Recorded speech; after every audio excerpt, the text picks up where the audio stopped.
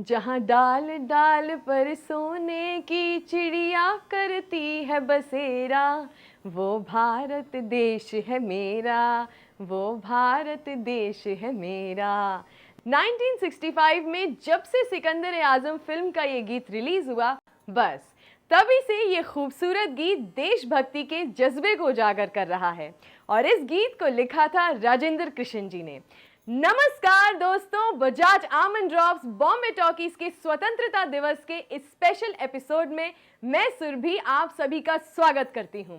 Wish you all a very happy independence day.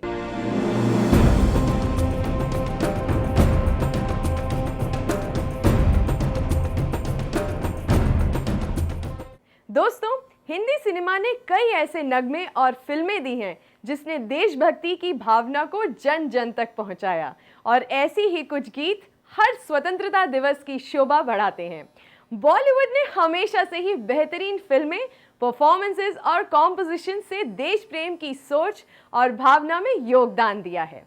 इनमें से अधिकतर फिल्में न सिर्फ बॉक्स ऑफिस पर सुपर हिट रहीं, बल्कि आजादी के लिए संघर्ष को अगली पीढ़ियों के सामने लाई हैं, जिनके जरिए नई जनरेशन ने पैट्रियटिज्म के जज्बे को महसूस किया है। शुरुआती दौर से ही भारत का सिनेमा हमारे देश के वीर पुत्रों का योगदान उजागर करता रहा है। भाल जी एक ऐसे फिल्म मेकर थे जिन्होंने लगभग अपनी सारी जिंदगी शिवाजी महाराज को अपनी फिल्मों के जरिए सम्मानित करते रहे। एक और शुरुआती दौर की फिल्म उदयकाल, जिसमें महान फिल्म मेकर वी शांताराम पहली बार शिवाजी के रूप में नजर आए थे। इस फिल्म को ब्रिटिश ऑफिसर्स और ब्रिटिश सेंसर ने आपत्तिजनक पाया। ब्रिटिश सेंसर के अनुसार उदयकाल में ऐतिहासिक घटना का चोला पहनकर राष्ट्रभाव और देश प्रेम की भावना को उजागर किया जा रहा था, जो कि अंग्रेजी सरकार को कतई मंजूर नहीं था। उदयकाल को कभी भी रिलीज होने नहीं दिया।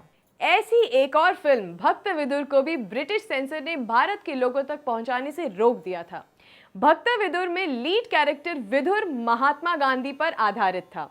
ये फिल्म देश प्रेम की गहरी भावनाओं को उजागर कर रही थी, जो अंग्रेजों के खिलाफ सोच को बढ़ावा दे रही थी, और ऐसे किसी भी सब्जेक्ट पर अंग्रेजी सरकार और सेंसर लगाम कसने को तैयार थी। आज हिमालय की चोटी से हमने ये ललकारा है, दूर हटो ए दुनिया वालों, हिंदुस्तान हमारा है। अनिल बिस्वास द्वारा कंपोज्ड और प्रदीप जी द्वारा लिखा हुआ ब्लॉकबस्टर फिल्म किस्मत का ये गीत 1943 में फिल्म के रिलीज के साथ ही लोगों तक पहुंचा। तब तक ब्रिटिश सेंसर की लगाम थोड़ी बहुत ढीली हो गई थी। फिल्म किस्मत सुपर हिट रही और अशोक कुमार को सुपरस्टार होने का दर्जा मिला। साथ ही इस गीत ने लोगों के मन में देशभक्ति की भावना को और भी प्रबल किया और मुमताज शांति ने एक फिल्म में तिरंगे को लहराते हुए दिखाया। 1948 में आई रमेश सहगल की फिल्म शहीद का गीत वतन की राह में वतन के नौजवान चले चलो, जिसे लिखा कमार जलालाबादी ने और कंपोज किया गुलाम हैदर ने। हालांकि शहीद किसी एक फ्रीडम स्ट्रगल के हीरो पर आधारित नहीं, पर एक आदर्श फ्रीडम स्ट्रगल के लीडर को दर्शाती थी और बैकग्राउंड था फेमस क्विट इंडिया मूवमेंट का। एक आदर्श फ्रीडम स्ट्रगल के लीडर राम के किरदार को पर्दे पर उजागर किया दिलीप कुमार जी ने, जो सामना कर रहे थे अपने रूढ़िवादी पिता राय बहादुर का। इस किरदार में थे एक्टर चंद्रमोहन। दोस्तों, जब बात हिंदी सिनेमा में पैट्रियोटिक फिल्म की हो तो IPTA यानी इंडियन पीपल थिएटर एसोसिएशन के डायरेक्टर हेमंत गुप्ता की फिल्म आनंद मठ को कोई कैसे भूल सकता है।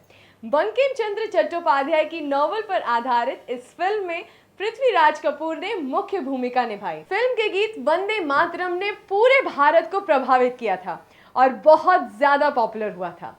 फिल्म के लिए वंदे मातरम को स्वरबद्ध किया और गाया था हेमंत कुमार ने, पर लता मंगेशकर द्वारा गाया हुआ वर्जन फिल्म में इंक्लूड किया गया। 1964 में आई चेतन आनंद की नवकेतन फिल्म्स की हकीकत, जो सिनो इंडियन वॉर में भारतीय सेना की एक ऐसी टुकड़ी पर आधारित है जिन्हें मृत माना जा चुका है। बलराज साहनी, धर्मेंद्र, प्रिया राजवंश, संजय खान, विजय आनंद जैसे बड़े स्टार कास्ट से सजी ये फिल्म बहुत पॉपुलर हुई।